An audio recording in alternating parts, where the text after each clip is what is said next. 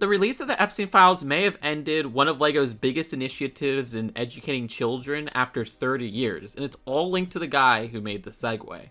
The first LEGO League is a series of annual international science, technology, engineering, and mathematics competitions, aka STEM competitions, hosted by FIRST in cooperation with the LEGO Group.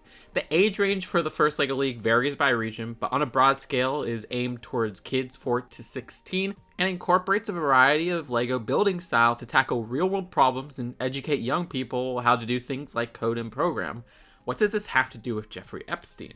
Well, the first LEGO League was founded by inventor Dean Kamen in 1998 in partnership with Kjetil Christiansen, the CEO of the LEGO Group from 1979 to 2004. Kamen also founded FIRST in 1989, the educational nonprofit public charity youth corporation, which, again, hosts the first LEGO League competitions.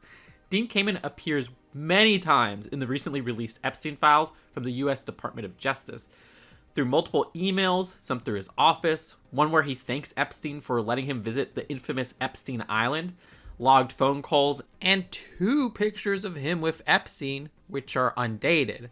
This one, which also had businessman Richard Branson in it, and this one where Jeffrey Epstein is riding the Segway. This email is from April 2013. Jeffrey Epstein pled guilty to his horrible illegal activities with minors in 2008, and was sentenced to prison for 18 months. Somehow he was released early after around 13 months in 2009. Judging by this email, it seems Kamen's visit to Epstein Island was around early 2013, 5 years after Epstein was sentenced to prison. It's kind of hard to ignore somebody so prolific being sent to prison for something so disgusting that harmed minors. After that photo was released in December 2025, Dean Kamen responded by saying he, quote, had no knowledge of any of the horrific actions of Jeffrey Epstein other than what I have learned from news reports. Released later last December by the US DOJ was a picture of Dean Kamen on his invention The Segway with Ghislaine Maxwell, who aided Epstein in his horrible crimes. Kamen responded explaining himself, quote, unfortunately, Jeffrey Epstein was a central figure in the TED community for many years. I have no specific memory of this photo or any other interaction with Ghislaine Maxwell and only had limited interactions with Jeffrey Epstein. I hope that it goes without saying that those interactions no way involved any wrongdoing, and in hindsight with what I know now, I regret even those limited interactions. Again, I have no knowledge of any of the horrific actions of Jeffrey Epstein or Maxwell other than what I have learned from news reports. He then went on to explain how he was a speaker at TED conferences in Monterey, California, and his best guess is that this photo is probably from one of those conferences where he'd usually give Segway rides to a bunch of the conference attendees after the launch of the Segway. All this led to Kamen taking a leave of absence from the FIRST board of directors and all other FIRST activities at the end of January 2026, with an outside law firm conducting an investigation on Kamen, which eventually found no evidence of misconduct. In February 2026, Kamen was quoted saying, Jeffrey Epstein reached out to me to become involved in my projects to bring clean water and distribute power to developing countries by offering resources and introductions to the leaders of those countries. Still, Dean Kamen resigned from his position in the FIRST board of directors and all FIRST activities on March 11, 2026, and a little over a week later, on March 19th, LEGO announced the end of its partnership with FIRST, with the 2026 to 2027 season being the last for the first LEGO League.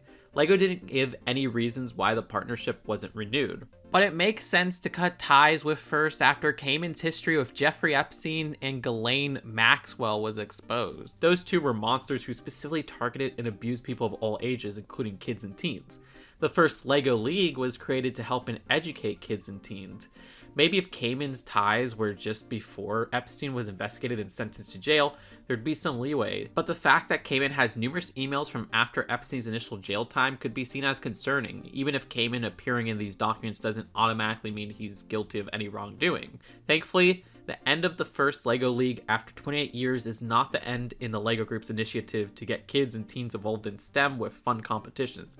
As in the very same press release announcing the end of LEGO's partnership with FIRST, LEGO announced that LEGO Education will launch a 2027 to 2028 season. Again, first LEGO League ending because of Kamen's connections to Epstein is speculation. I've seen other possible reasons for the end of LEGO and FIRST partnerships, specifically in this Reddit thread, which I've linked in the description.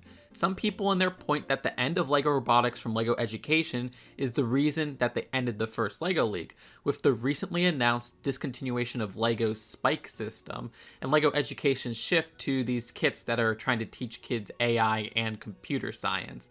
But personally, I'm not sold on this theory, because first LEGO League put out a blog post right before Kamen was put on leave in January 2026, laying out a game plan for the first LEGO League for this exact transition, where two editions would coexist. A program focusing on Spike technology, which is the Founders Edition, and the program based on LEGO Education Computer Science and AI hardware, which is the Future Edition. The Founders Edition was going to have its last season in 2027 to 2028, and the Future Edition would have its first season in 2026 to 2027. They had plans through a 2029 season in this roadmap.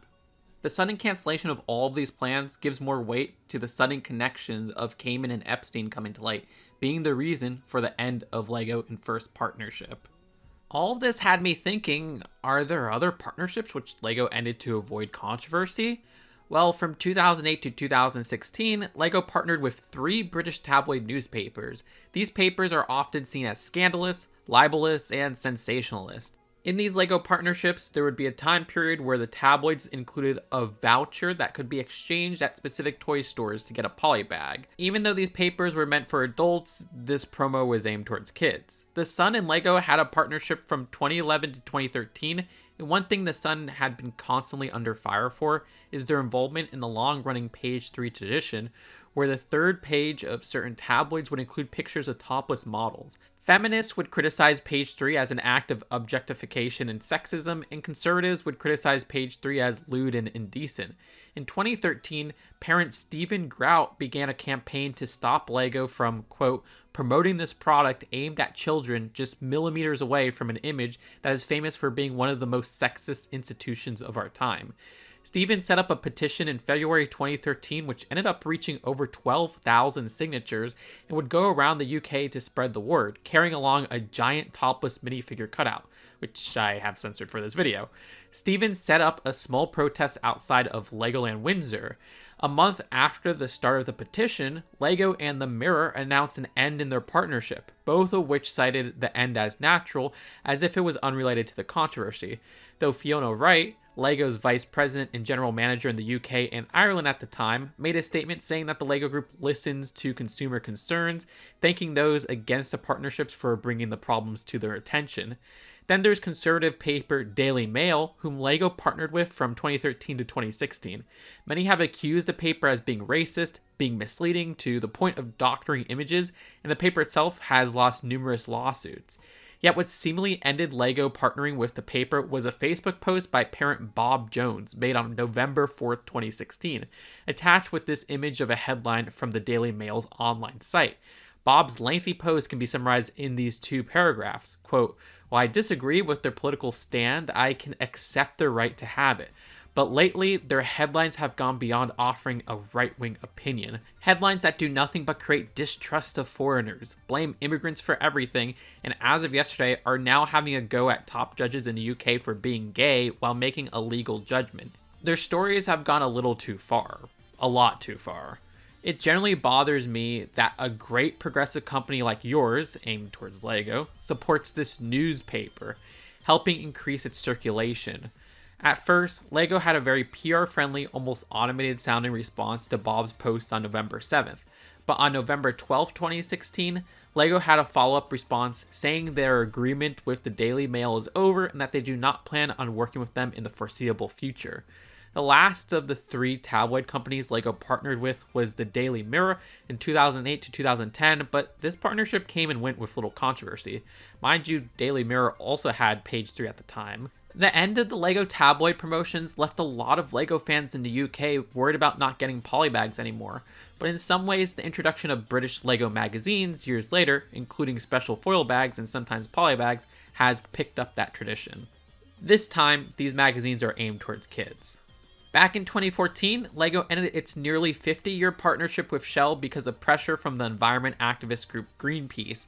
This spawned from Greenpeace's initiative to stop oil drilling in the Arctic, which included a global boycott for the company Shell. Part of this boycott was trying to persuade the LEGO Group to end their partnership with Shell in 2014, where the two were circulating new promotional polybags in collaboration with Ferrari. Greenpeace released a video in July 2014 called LEGO, Everything Is Not Awesome, which showed various LEGO sets, including the Arctic sets that were released for LEGO City a month before, with a custom build for an oil drilling setup, with oil covering up all of the life in the Arctic. The music used was a somber cover of Everything Is Awesome, which was still fresh in people's minds as the LEGO movie had released 5 months before this video. Other actions Greenpeace made against LEGO in their campaign include sneaking minifigures onto an oil rig in Legoland's Windsor Park, organizing an event where kids built Arctic animals to place in front of Shell's London HQ, among other protests around the world. The video went viral, and a couple months later, the LEGO Group announced that they would not be renewing their contract with Shell. While the partnership for making Shell LEGO polybags ended, Shell still appeared in LEGO's various Ferrari sets, like even in the year after in 2015, in 2017, in 2018. There's been 6 Ferrari sets since 2021 that have Shell branding on them, including 3 this year that have Shell branding on them. Even BMW and McLaren have Shell sets, which came out rather recently. The press release from LEGO about the end of their Shell partnership has since been removed from their website, but you can't access any 2014 LEGO press release. And hey, according to Shell, a year later, they stopped offshore exploration drilling operations in Alaska. An interesting thing to note is that the LEGO Movie 2 in 2019 had its own version of Everything Is Not Awesome, called Everything's Not Awesome, as opposed to a sad cover from the first movie like Greenpeace did. This was an original song sung by characters at their low point.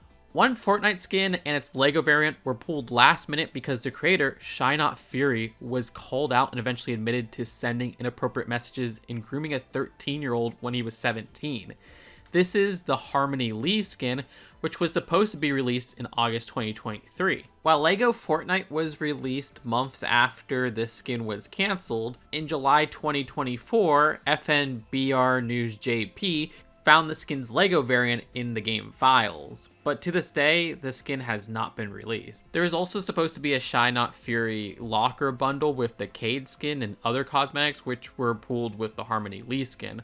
A lot of people chalk up Epic avoiding fan artists for collaborations on Fortnite skin concepts after 2023 because of this specific incident. This wasn't even the first time an in-game Fortnite concept made from a partnership with Shy Not Fury was removed because of controversy. He had a block location in 2019 which was pulled early since a noose and knocked over chair was found in the basement of the mansion, which Epic Games thought was too dark for Fortnite, but they didn't notice it before adding it into the game. Finally, there's the time LEGO ended its partnership with Blizzard, which I've talked about quite a bit on this channel.